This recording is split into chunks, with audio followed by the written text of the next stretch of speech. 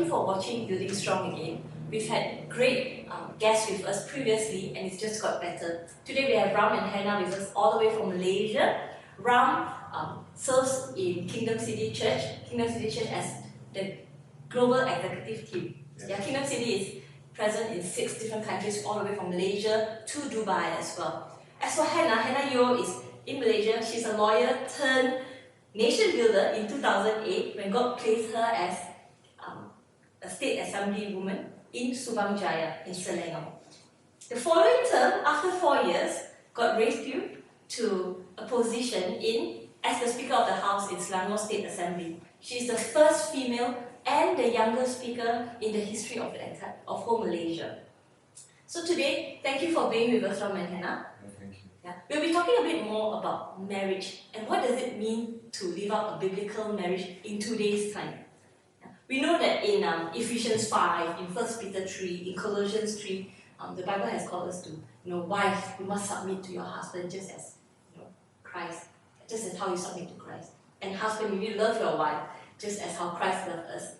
It's very biblical, but I also understand it's very difficult. So how do we do this in today's time? Do you think this is still important in today's marriage? I absolutely think so. I think every part of the word has to be relevant to us, no matter where it is and what day and age. The word stands the test of time.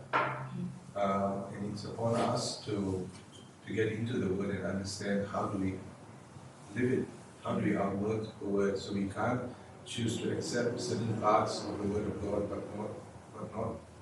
but not accept the parts that we see difficult. It's the difficult parts that will challenge us, that will cause us to grow.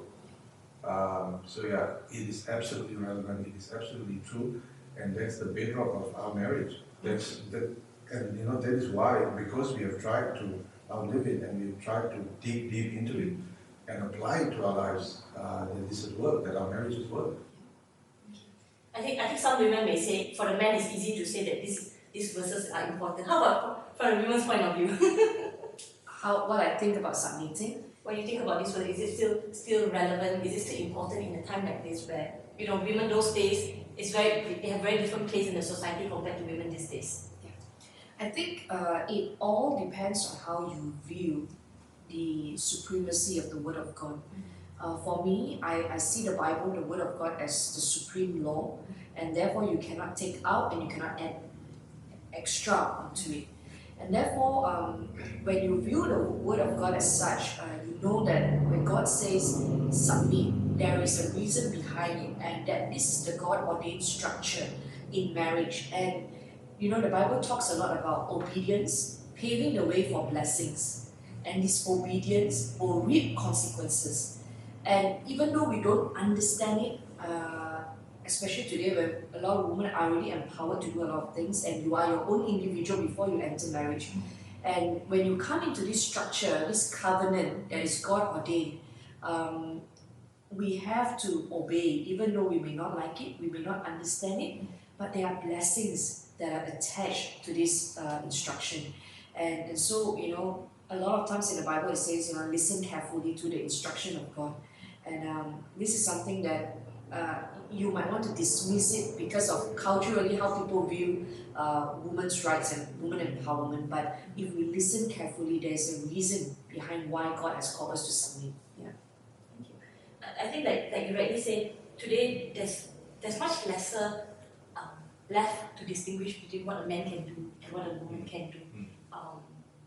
These verses becomes harder to live it out as well. Everybody talks about equality as well. So Hannah, can you share maybe more personally, how do you live out this scripture in your life, in your marriage? This submission to husband also comes with husband loving the wife. And I think the part of the husband to love the wife sacrificially will empower the woman to submit willingly. And so from my journey, when I entered politics and when I won, it was a joint decision, both of us. I consulted him before I ran and he gave his blessing, and it was a joint decision to enter politics. And so you see that there is benefit, there is joy in making decisions together, because then we are both accountable to that decision. He cannot blame me for entering this on my own, and I cannot blame him for allowing me to go on my own. It was a joint decision. And in politics in my first term, the challenges were very great. So I could not cope in the very initial year, and I needed a lot of support. And he had a very good job in Shell at that time. And for him, he sacrificially resigned from his job so that he can be a source of support for me, so that he has time to be with me, to support me in my work. And I appreciated that because I knew at that time that this is a good job going for him, and he had to pay that price to sacrifice it. And so I perceived and I understood his love for me at the time. Now, because of that sacrifice, I look at it and I know he loves me more than his own career. And because of that, there should be no reason why I'm unable to submit to somebody who loves me more than himself. Yeah. How about for you, Ram? How do you divide the verse of loving your wife? And I think she has shared quite a bit as well. What else in your perspective that you have done, sometimes easy or not easy? Especially on the outside, you say, oh gosh, this is a man married, to quite a powerful woman in Malaysia. How is it like to be able to give out that part? I think it comes from a place of me taking responsibility of her as well. So it's not ownership, but it's responsibility. So I am responsible for the decisions that we make, and hence she makes. I am responsible for her walk with God as well, because I've got a part to play here. We are one. The word says that a man and woman join together as one, so we are one flesh. So it comes from a place of me taking responsibility. So if something goes wrong, I first have to be answerable. I have to be accountable to God. So the joint decision that we made earlier on in regards to this big drastic move of her entering politics and running for public office is one that has actually a great wisdom in that. Because if she had decided to make that decision on her own and then come to me and just say, I made my decision, this is what God has said, I'm doing this, right? Without my buy-in, without my input, without me being part of that decision making, that would have caused huge issues as we went along. Because the journey is fraught with peril, because you've got all kinds of challenges that will come your way. And when the challenges come up, then will you stand on your own or will you stand together, right? So because it was a joint decision, we stood on our own on many things. We stood our own on many other challenges that came in her journey as a politician in Malaysia. So because of that, I feel like as husbands, if you take responsibility over your home, over your family, over your children, over your wife, you take responsibility, not just ownership. It's not about ownership. You don't own them, but you take responsibility. You are responsible for what happens. In the same way that Christ takes responsibility over his church. He builds his church, right? He takes responsibility. He would never claim ownership, even though it is his. Even though it is his, our God doesn't say, I own you, I'm your master. That's not our God. But he takes responsibility over his body. He cares for his body so much that he wants to be involved in everything. He wants to know what's going on. So you can't be an absent father or an absent husband, but then want to be involved in everything and want to be included in everything. You can't. You can't have your cake and eat it at the same time. You've got to be involved, and that means you've got to give up your time, your man cave if you want to, if there's no space in your house. You've got to give that up, right? For the sake of your kids and your wife. But if you do that, then you have got the right then to say, okay, look, I've got a part to play here, I've got something to say here, I am the final decision maker here because of the sacrifices that we made. Okay. Yeah, I think I like the part where you say that it's not about ownership, it's about responsibility. And that's so true. I think in today's time, why a lot of people shine that verse is also because that, hey, submitting means it's almost like submitting to a master, submitting to an owner, so it becomes difficult. But in your case, Hannah, given the role that you play, given that you have to be a strong leader outside home so much, how do you actually come home and say, now that I am home, I need to play a different role? Yeah. How do you keep yourself in check? No, that's why I believe in God's wisdom.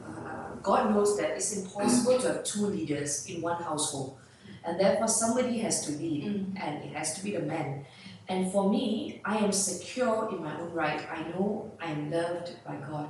And therefore, when I come back home into this God-ordained structure, this marriage that God has ordained for us, I almost feel like relief that I don't have to leave because I'm really doing that outside.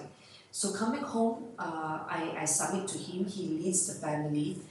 Has it been easy to submit all the time? To be honest, not all the time. I feel like submitting.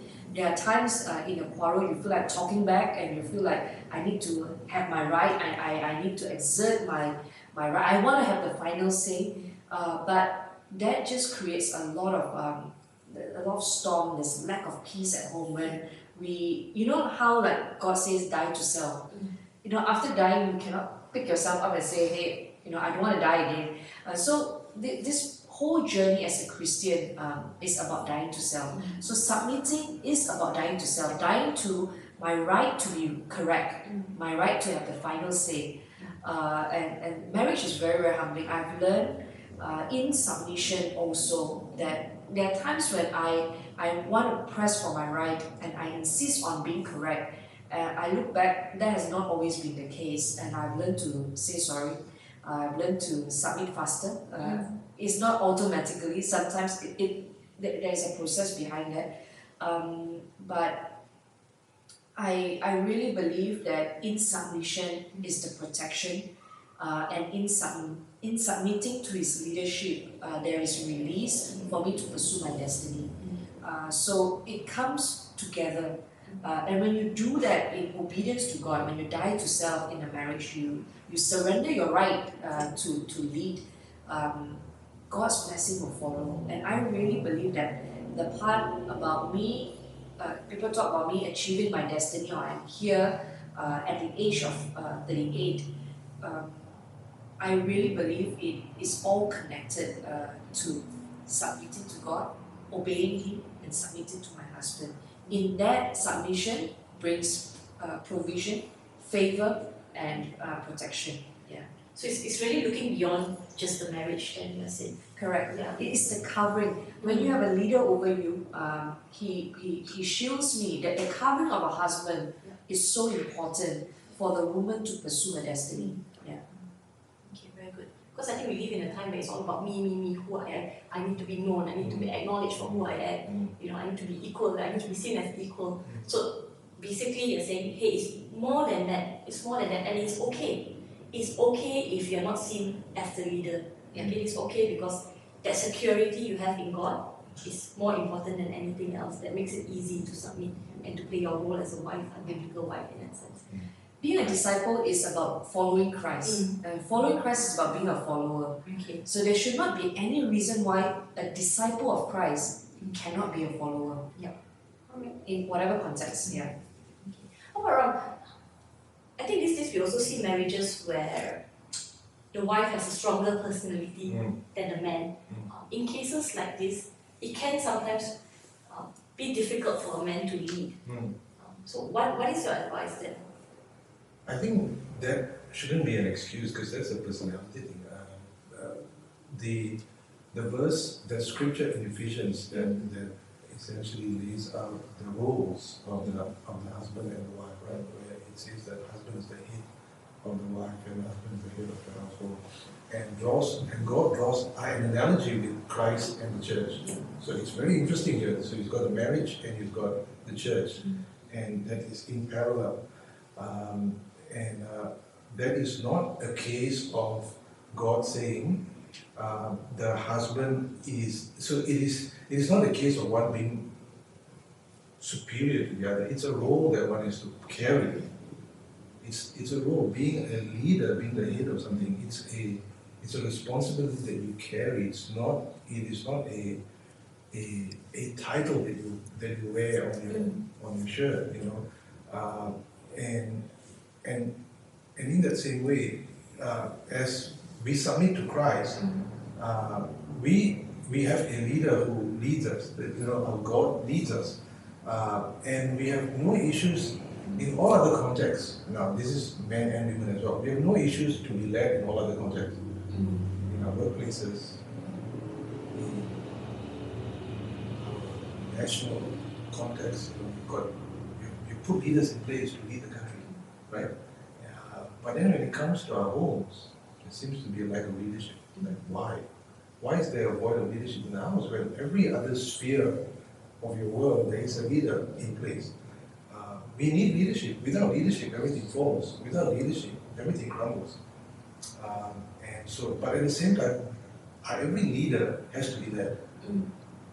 Every leader has to be led. You can't follow a leader who is not being led himself. And therefore, if the wife is finding it difficult to follow or be led by her husband, then the husband needs to not just back up the wife, but the husband needs to first go before her and say, am I being led enough that I could lead my wife? So that's really the question that we have to ask ourselves. Am I being led enough that I could lead my wife? You don't want to lead your wife down the path where God isn't leading you to, because you've got a responsibility here, and you've got to speak not just for yourself, but for your wife and your kids and your household that you carry with you. Either you reach Canaan or you stop halfway, right? That's the leader's job, and a two-headed leader is a monster.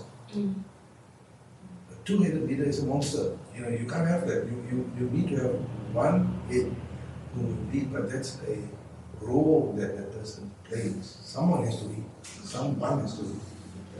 But it doesn't mean that I'm not allowed to make decisions at home. So I think this is where a lot of women get confused. So we talk it out. For example, if we're going to renovate a house, Ram will decide because he knows best about infra, about the hardware, right? And then I will try to find my space. I want to have some kind of decision making. And I'll tell Ram, okay, you do the hardware stuff. I want to choose the curtains. I want to choose the colors. The software part, I want to be in charge. So it's a lot about talking it out, and the arrangement must be there. You can have say in this, and I will be able to move freely in this. But it's all a lot about talking it out. Yeah. So you agree on who makes decision as well in different areas. I think that's really part of leadership, because you draw boundaries. Yeah. And you say, look, this is as far as you can go. This is as far as that I can go. Yeah. The leader has to set boundaries for himself as well. Yeah. So that's part of leadership. If the husband and wife really don't know what is it that they are meant to do in the house, then there is no leadership. That's true. Yeah. So how about times where you can't agree? You can't agree and you can't agree to disagree. What happens then? I think that is where we have our passionate discussions. Very that is where, I think we shouldn't be afraid to argue it out and get angry at each other. I mean, that's just natural feelings that we have. But then you've got to work through that and get to the bottom of the issue. Yeah. And I think as men, we always like to, cut out the fluff, let's get straight to the issue, and let's not talk about all the other things. I just want to focus on that issue, let's solve that issue. But then, for the women, you are more concerned with, the repercussions, the effects, how that will feel better, which is also important. Okay. And that is what brings balance to the discussion. And that is where you actually, as the leader, you are hearing, right? And as the wife, you are contributing to the leader, because a leader that doesn't hear will make bad decisions. Yeah. And that is not just church, that's not just home, but in any context, a leader who doesn't hear, a politician who doesn't hear from the people makes bad decisions, right? And so the husband has to hear the wife out, but the wife will have the space to speak, and that's where you work within those boundaries, you work within those guidelines, you create space of those healthy discussions to take place. It may be unpleasant at times, but it's healthy to grow both of you into what you need to bring to the table. Okay. Yeah. So we have had some really, really strong discussions on many things. And there have been times when we have had a long time to resolve certain issues, but we get to it. We soldier on, we resolve, we make sure we resolve it. Eventually, we'll get to it. Yeah. For me, I think there are times that we hit the wall in our disagreement, and that's when I believe in the value of counseling. So we are accountable as a married couple to another married couple in church, who have been married longer than us, Peter and Sharon. And when you are stuck in that quarrel and you cannot go anywhere else, both of you cannot see eye to eye and you're locked at this level. And that's when it's time to cry out for help. And God provides for counsel. In the counsel of many there is safety. And so we run to our marriage counselor. We can call them at 12 midnight and say, look, we are stuck here in disagreement, and we need help. And when you have fresh insight from people with more wisdom, there is your protection. And we really believe that counseling has played a huge role in our marriage. Yeah.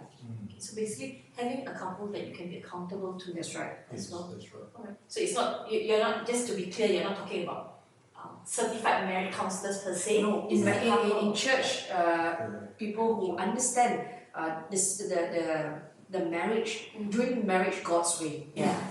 Really friends whom are walking with you. Yeah. Friends whom you can be open with, and friends whom you can trust. And they don't judge you. Yeah. So having that sort of counsel is valuable, because every one of us are imperfect leaders. So the husband is going to lead poorly at times. He's going to do that. You can't expect your husband to lead perfectly. So in those times of poor decision making, in those times where the husband isn't leading or is not able to lead properly, then you need the help. You need the extra help. Yeah. Just one last question for each of you. Ram, what can a man do to make it easier for his wife to submit and respect him? I think the man has to place himself in the feet of Christ and start learning from Christ, not to have an inferior complex. Our God is not someone with an inferiority complex, as He says, you follow me and you will do greater things than what I have done. Right? And so if we as husbands can model that and say, you submit to me, I want to see you do greater things than I can do. Right? If our God can say that to us, what more mere men? Men should be able to be confident enough to be able to say, look, if I lead you well enough, you should be doing greater things. And that comes really from a place of really following Christ and learning from Christ. If you want, you can't stand in the boat and tell your wife, go walk on water. You could be out in the water first, right? And then call her out to the water. And really, that is what we need to do. We need to learn from our God. We need to learn from Christ how to lead properly, and how to lead with power and with grace. You've got to do it first before you expect your wife to do it. And so I think just from that point of view alone, I think if our Christ is confident enough, he's a confident man. Our Christ is a supremely confident man that he doesn't value himself from what others do. So men now value ourselves by what our wives do. Yeah. That's completely wrong. That's completely dysfunctional, right? You value yourself out of who you are in Christ and how much you can bring Christ into your family and into your homes. Yeah. For me, I think woman brings prayer into marriage, and prayer has a lot of value. You cannot expect your husband to be feeling on top of the world all the time, to be the perfect leader. There are times that he will be down, he will not have energy, or he will not feel he has what it takes to lead during that season. There are seasons that we are down. And as a wife, you know that your leader is going through a hard time. What do? You pray. You pray that he will reach his optimal capacity in Christ. He will be serving God with joy. So if he's not quite there, you pray. You don't force him to lead when he needs God to minister to him. So I think the prayer of a wife is very important. And there are times, you might be in front and he's at the back, and there are times he's in front and you're at the back. Pray so that there will be alignment to the season that you're in, and then you can two walk together. So I think marriage is definitely hard work. We don't want to downplay how difficult it is, and every marriage has its challenges. But there's a lot of blessings that come out of a successful marriage. And also, I think really at the end of the day, if you ask me about marriage, one word to describe is about dying to self. A lot of times when we have disagreement, we're only thinking from our perspective, how I need to get my justice out of this. You know, I need to be vindicated. And sometimes we are only thinking about both of us, and we're not thinking about the children. There is that next generation that has been entrusted to us, and what comes out of marriage will impact a generation. If we are thinking about satisfying ourselves and walking away, when that's the easier way to do, you know, a lot of people just want to opt for divorce because then the problem is no longer seen. We walk away, we part ways, and we're happy. But there is a generation that is coming that will be destroyed by that self-gratification decision. Yeah, and that's why everything is about dying to self. Yeah. Thank you very much. I think that was really, really insightful as to our value in God, who we are in God, that really affects who we are in a marriage as well. Thank you very much, Ram and Hannah. Thank you.